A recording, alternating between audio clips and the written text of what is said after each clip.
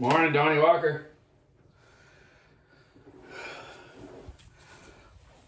How's it going out there? Raining here today. It's kind of nice.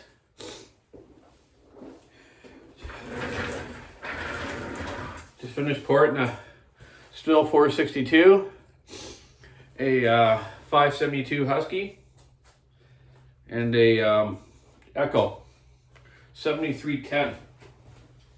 I made up a jig.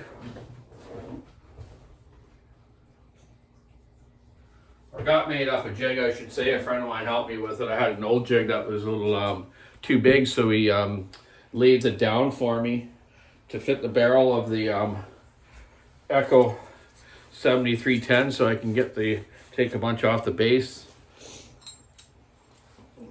Maybe this collar, so that goes in the bore, perfect match in the bore, and the bolt goes through the exhaust port to hold it in place.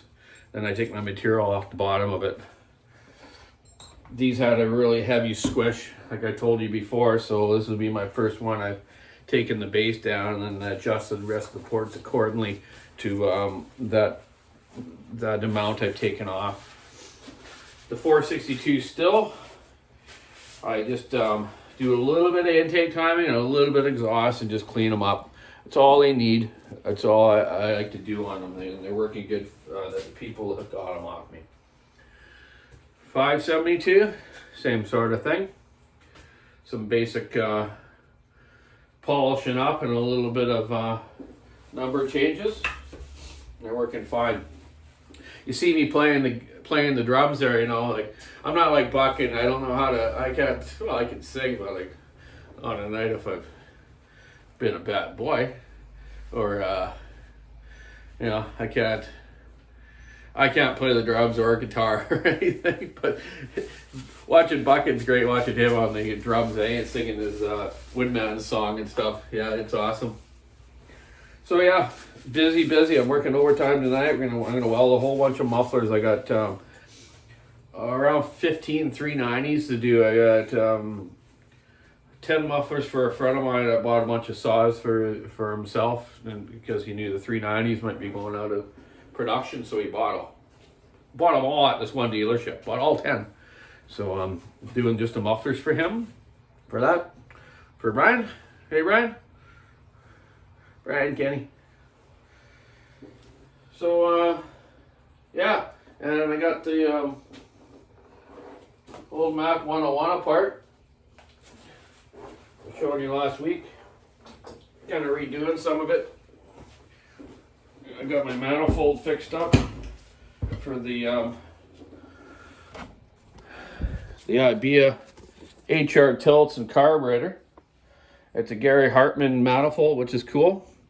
And I've just fixed it all up, made sure the pulse hole and everything was lined up, so I can get this American super engine back together into my saw frame. And yes, it's raining, which I just told you. But that way I can get out and test some saws here, possibly this weekend. See how it goes. See if Dad's up to it. If not, I'll go do it myself. So yeah, that's about it today. I'm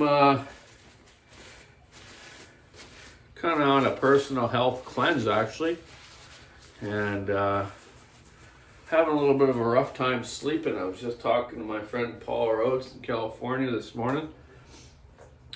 He was having a little frustration with a hedge trimmer he was working on, so I kind of walked him through it, and he figured out that the clutch was stripped, the clutch drive for the drive shaft. So, you know, if your hedge trimmers aren't moving, check them for nicks on them first.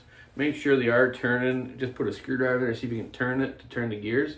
And if you know that's working, then it's in your drive shaft to your clutch there. So when you replace that clutch drum, just make sure your clutch springs are good on that clutch and it's not too wore out, the clutch. That was an FS45, fairly cheap still. So I told him, you know, maybe go to a local shop and just try to find a used blowing up one, someone ran straight gas in and buy it for $20 for parts. That way you get the other clutch and all that stuff. They're not that expensive new anyway, so you might just go buy a new one. Anyways, good luck, Paul. And that's what you want to need to look at. Just make sure the clutch isn't all wore, like as long as it's smooth and still has some meat on it and the springs aren't loose or it'll run direct drive. It won't idle. If at idle, if the springs are like that, the blades will want to keep turning. You can try to adjust idle down, but it won't help. You got to replace the springs. They're only a few dollars a piece. Same with on saws. A lot of guys don't replace their clutch springs enough, you know. You should replace them every couple months. They start to get worn, and that thing's not acting right, you know, or giving you a nice even pressure in the drum. And starts making that drum wobble weird too if they've been overheated. And if they do break, you can take out the oiler and stuff too. So yeah, just watch that. Anyways, yeah, so I didn't sleep with a crap last night. Oh man, I was like, I don't know what was with me, man. I just didn't feel like eating dinner, and then I just watched TV, and then I was yawning, and I felt tired, but God, I couldn't sleep, man. I bet you only got an hour or so sleep last night, so. But unfortunately, I'm working overtime tonight with Johnny. Me and Johnny are gonna do a bunch of extra work, so a little more Java and get on with the day. I missed Starbucks this morning, Paul. Good McDonald's. Anyways, yeah, better get at her.